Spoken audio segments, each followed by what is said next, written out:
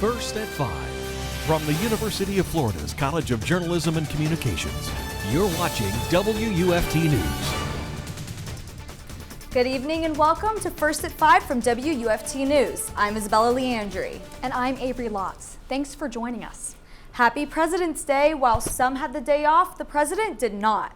You'd think otherwise. Instead of kicking it back at the White House, President Biden makes a surprise trip to Ukraine and pledges to stand with Ukraine for as long as it takes to roll back the Russian invasion. NBC's Jay Gray reports from Poland.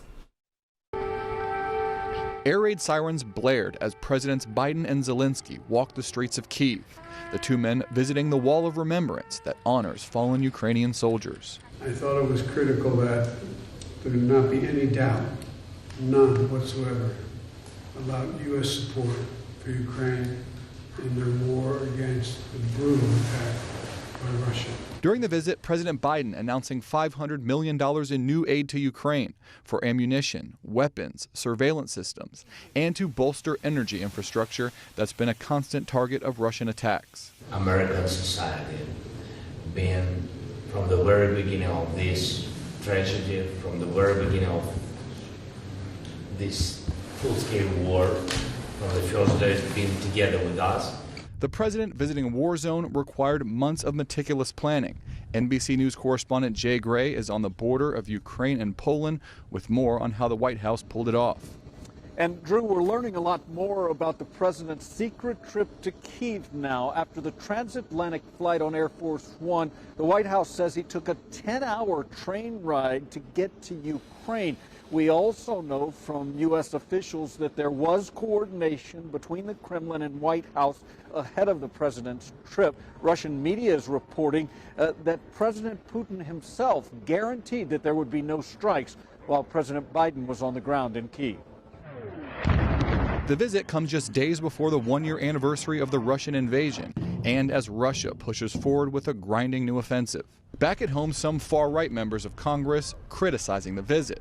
But President Biden made a point to reassure Zelensky that bipartisan support for Ukraine remains strong. Drew Petrimo, NBC News, Washington. From our current president to the latest now on a former commander-in-chief. Friends and family are spending what are likely the final days for former President Jimmy Carter. Instead of additional medical intervention, Carter decided to spend his remaining time in hospice care at his home in Georgia. The 98-year-old former president was diagnosed with melanoma in 2015 that spread to his liver and his brain, but was later declared cancer-free.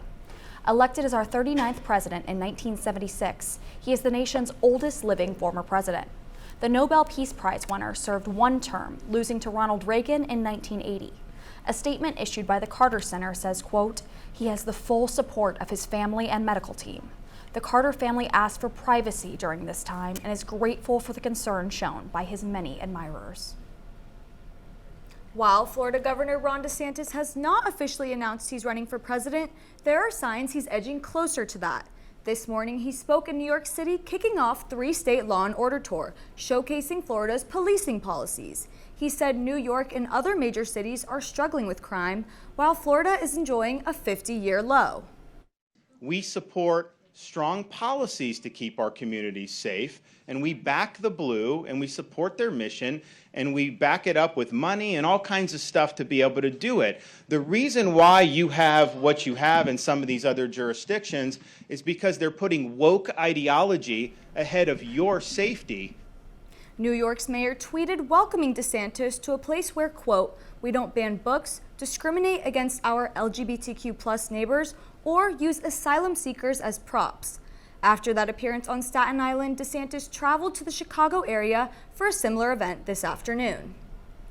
As police departments across the nation struggle to fill officer vacancies, the Gainesville Police Department continues to attract some of the best recruits.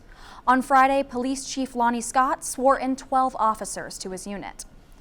GPD command staff, new colleagues, friends, and family were all in attendance to welcome the new officers. Mayor Harvey Ward, City Manager Cynthia Curry, and City Commissioner Raina Sacco also joined the ceremony.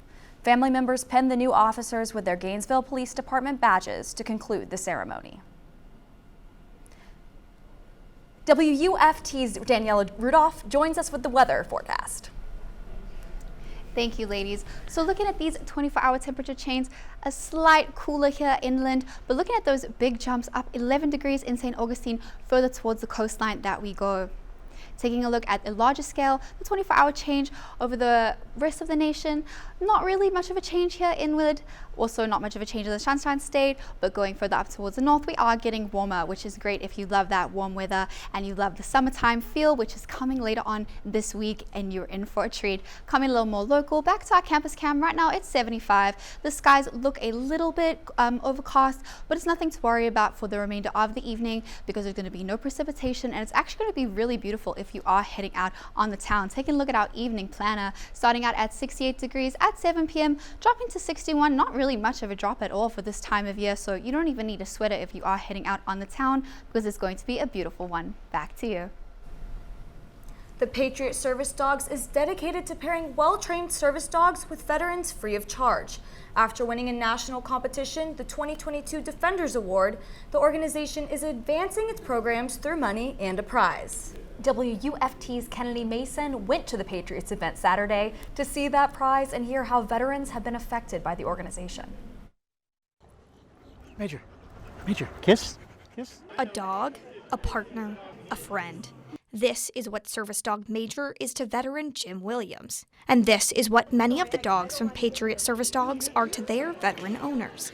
Major provides Jim comfort. Comfort, not just for me, but for those around me. 20 years in the military left Jim with post-traumatic stress. But Major helps with that PTSD, going everywhere with Jim. When I go places now, whether it's church or whether it's work, I find that people are always more excited about seeing Major than myself. I go into the office and people are like, "Hey Major, how you doing?" Oh, Jim, how you doing too? And being a member of the family. He will actually run up to my son just as often as me if he sees that he's upset or if I've upset him, and take care of the whole family as a whole. But with Jim's wife Sharon being allergic to dogs, she thought there was no way Jim was ever going to be able to have a service dog. I wasn't very hopeful, but when I went in, I rubbed my face all over Major, I rubbed my eyes, I got him all over me just to see could I handle being around this dog, and I had no reaction. When Patriot Service Dogs presented Major to them, it was the first time she hadn't had a reaction to an animal. That's when the Williams knew Major was the one. And even though Major is Jim's dog, Sharon finds him just as special. Now it's like if I get any attention at all from Major, I'm just so happy. Sharon Bomer shares a similar experience with her service dog Radar from Patriot Service Dogs. How Radar makes me feel free, because for years I didn't feel that way. Bomer served 10 years in the United States Army and suffers from anxiety. He can detect when I get very anxious, migraines, he can detect those. Radar keeps Bomer going. If I did not have Radar, I'd already have to retire from my job. Jim and Major and Sharon and Radar, along with others, gathered at the PRP Aviation Cliffhanger at the Ocala Airport to celebrate Patriot Service Dogs' big win. Patriot Service Dogs will pull off this red sheet to reveal a Land Rover which offers 8 seats and cargo space for veterans and their service dogs during advanced training. And that's exactly what they did. Revealed the Land Rover 130 to the veterans. The car will help Patriot Service Dogs connect more veterans with their very own Major and Radars. Kennedy Mason, WUFT News. How cute were those dogs? Avery, you know that UF is a top 5 school for education, but do you know what we're number 1 in? I don't. Could it be about that record that UF broke last week? It is. More on this record-breaking event coming up on WUFT News First at 5.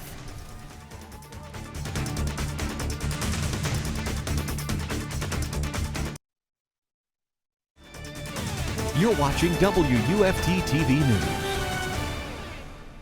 Welcome back. Isabella, when you picture a day at the museum, what do you imagine? Ooh, I see myself going through large exhibits, bustling crowds, and hearing loud noises. For some, that sounds pretty exciting. But for children and adults on the autism spectrum, that version of the journey into discovery could be more overwhelming. I learned from them this weekend at the Florida Museum of Natural History's sensory-friendly event. Let's take a look. Simulated thunderclaps and lightning strikes, dark caves filled with glowing stalagmites, and sometimes over 1,000 people. All things you might encounter at the Florida Museum of Natural History.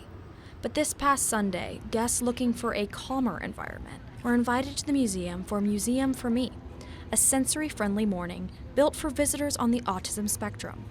With assistance from the UF Center for Autism and Related Diseases, museum staff adjusted lighting and sound to make sure all guests felt welcome to learn. Stickers and signs around the museum alerted guests to louder noises or dark spaces. Some visitors wore headphones and others wielded flashlights from museum staff to illuminate darker rooms. And if a museum goer did feel overwhelmed or anxious, the museum offered a quiet room equipped with a cozy rug and books for de-escalation. This was the first sensory-friendly event of 2023, but the museum has held Sunday morning sensory events like these since 2017, typically during Autism Awareness Month. I always tear up when I tell this story, but our very first one, a mother said on the comment sheet, I'm tearing up, is that for once she didn't feel like a bad parent and people were staring at her. And that's just been my touchstone. But now, Education Programs Coordinator Catherine Carey says the museum plans to expand the program to 3 times a year. Avery, Lotz, WUFT News. That sounds like a nice way to spend your Sunday morning, Avery. It definitely was such a peaceful environment. I almost considered taking a nap on that cozy rug. Not only is UF breaking records, but we're breaking records here in the Sunshine State. Yeah, I noticed it was pretty hot for February walking into the newsroom today. Exactly. Well, ladies, we are experiencing some record highs in temperatures. Stay with us to see when these highs may be close to 90.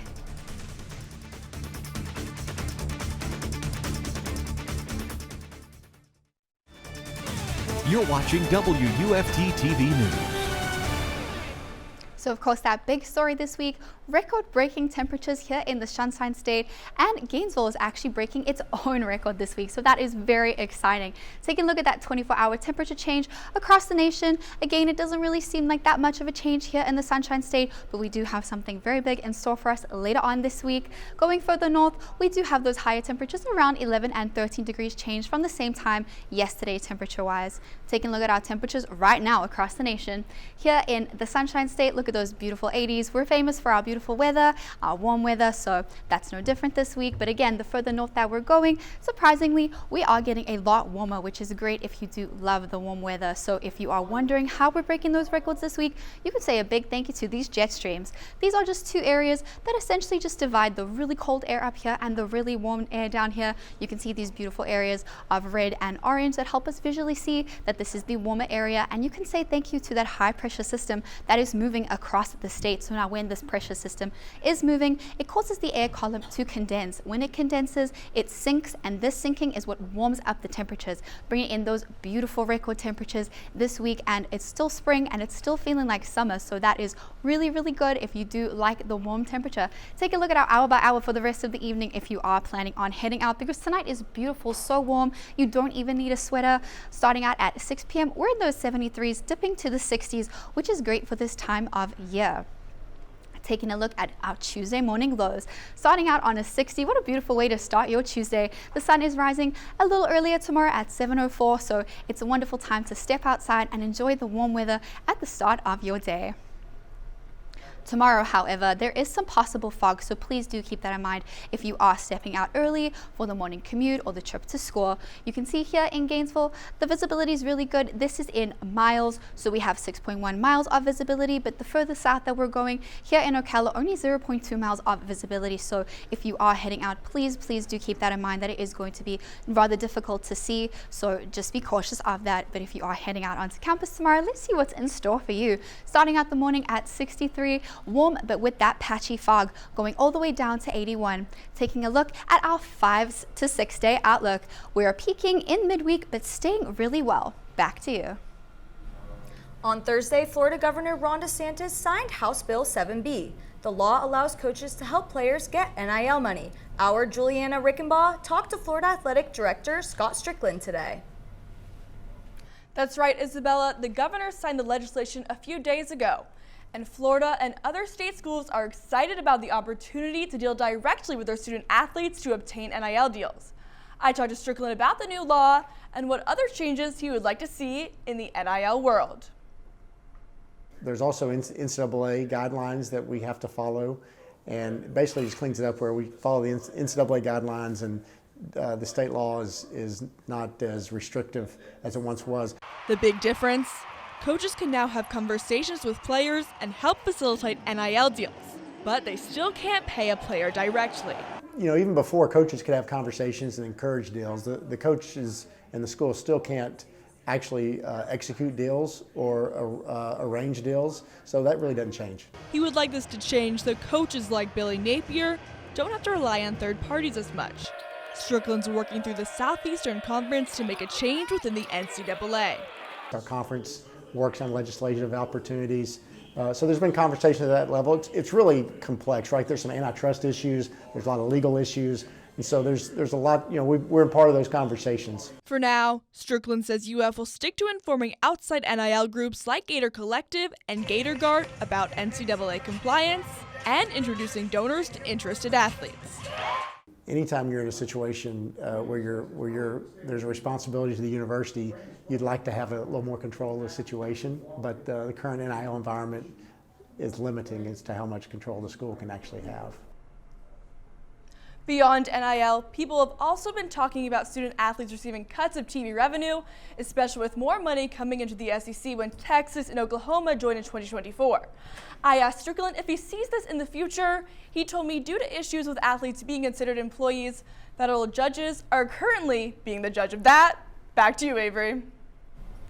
A major record was broken Friday, and I hear there's a chance another record could be broken regarding a facility renovation for a Gator athletics team. That's right, Avery. I heard it was a Guinness World Record, actually. Coming up in sports, WUFT's Kaitlyn Wadulack has more on what Athletic Director Scott Strickland said about the next renovation in the making. That and more in Gator Sports after the break.